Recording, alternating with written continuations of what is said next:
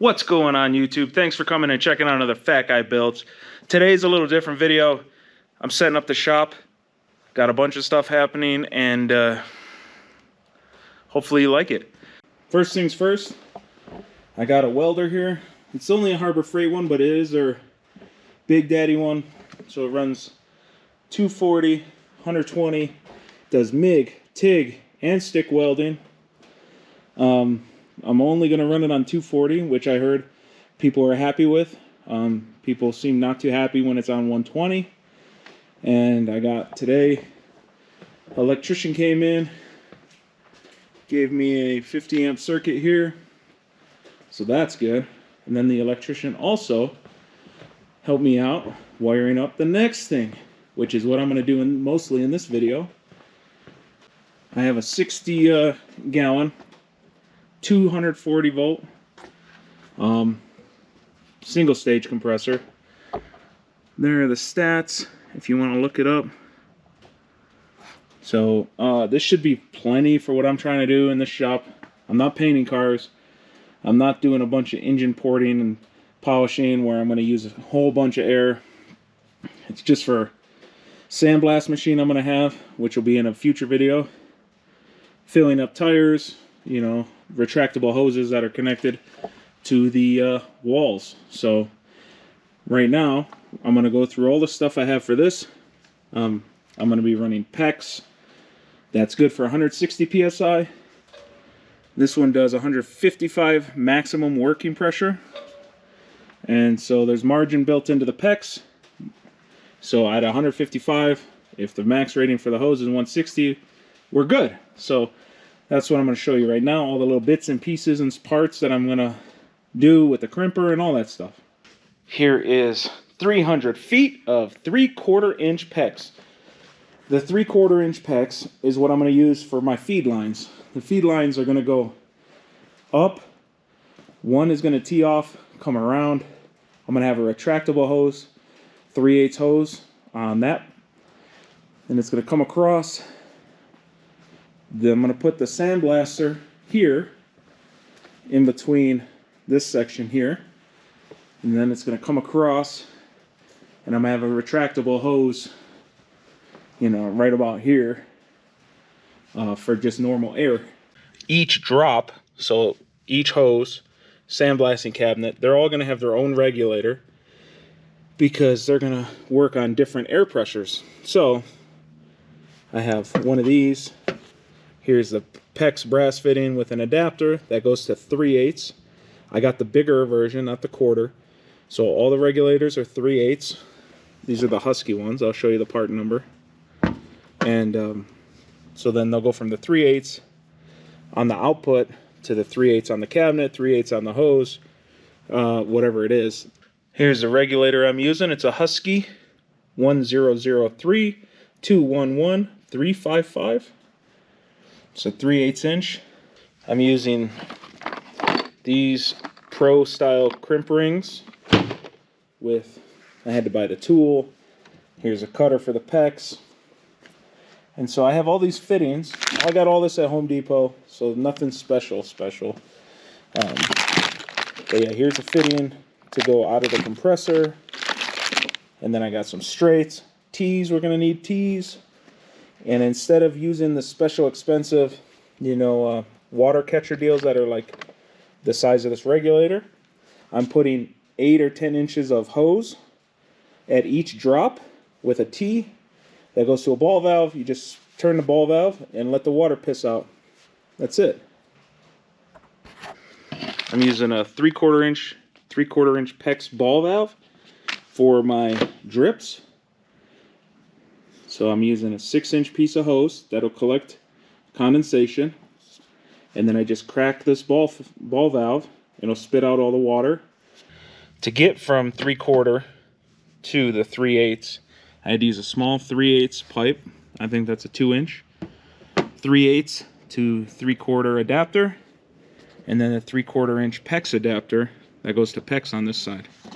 So then there'll be a T like this. Right? So this is vertical, this is horizontal, and then this will get mounted to the cabinet or whatever. So this piece will just feed. This will be the condensation, and then use a ball valve to do it.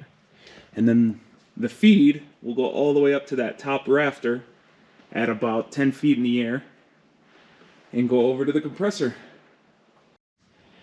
It's inevitable. You're going to buy crap that you're going to figure out it's not going to work, and you're going to buy stuff, or you're going to forget to buy stuff, or just not have enough. So I'm going to have 2 self-rolling hose cords. That's 2. Sandblaster, I bought. This was because they only had 2 of these in stock, so it is what it is. But by now they should have another one. So I already have this together for that. These straight ones are just in case I cut something too short. I got 1, 2, 3 pieces for draining water, condensation, but I need 4. I need 1 at the compressor, 1 at each hose, and 1 at the sandblaster. So I need to buy 1 more of these. This PEX is way too hard to bend, so I'm not going to even try using these little holders that bend it, do the 90s. I'm going to buy the brass 90-degree fittings and just install those. It's going to be way easier, less headache.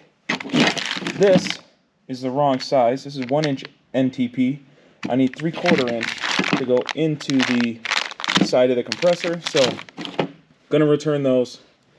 I have these holders that hold the PEX going vertical, but I need to buy just some of the little hold downs for going horizontal across the metal shop on the beams. So I'm going to buy some of those, return, swap these out, and we should be rocking and rolling. I have all the lines ran now, so let's start over here. They're not final mocked up with all of the hold downs and stuff. Waiting on the brackets for the regulators, but you know, in a couple seconds you'll see those. But yeah, here we go. Here we go. Going from by the lift. I got 1 drop down that's gonna get one of these guys here. Right by the lift. It's a 50-footer, so it should go anywhere. Goes up to a 90, and I used all brass fittings with the Pro clamps. Right now there's 150 psi in the main feed line. The regulators are just turned off, and it seems to be holding pressure, no leaks. So it goes all the way up there, and then it tees off, comes down. This is where my sandblasting cabinet's going to go, which is right here. I'm going to have a video series on that, upgrading it, building it, all that. That goes above the theater room. And then comes around.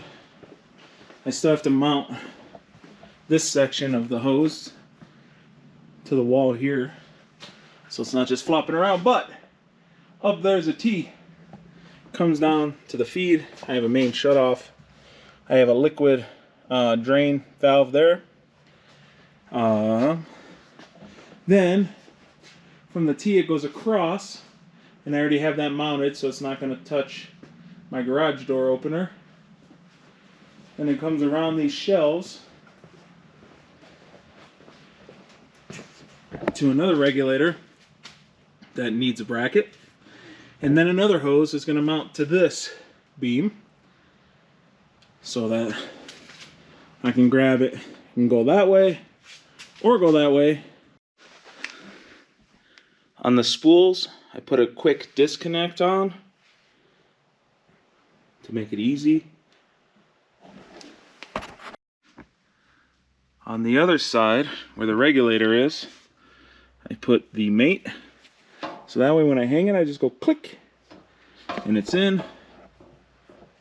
I just got done. A lot of work, a lot of screwing, a lot of drilling, but it looks good now. Let's check it out. So here is one of the spools. So this is the one by the lift. This spool, and I got a regulator up in here. Everything's tied down with the clamps. all the way up, goes around, comes down to this regulator. I'm not done building this blast cabinet, so I just put a plug in it just so it don't leak.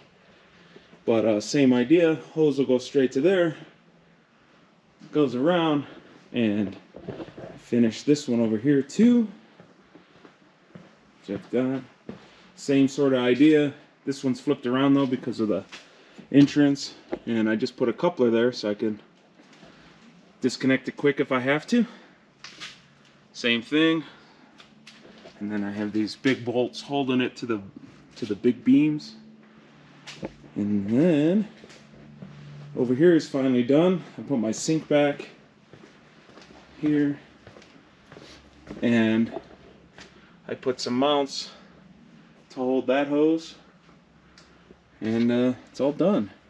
I have a shutoff valve here, but no regulator, so this whole hose everywhere is at 150 psi.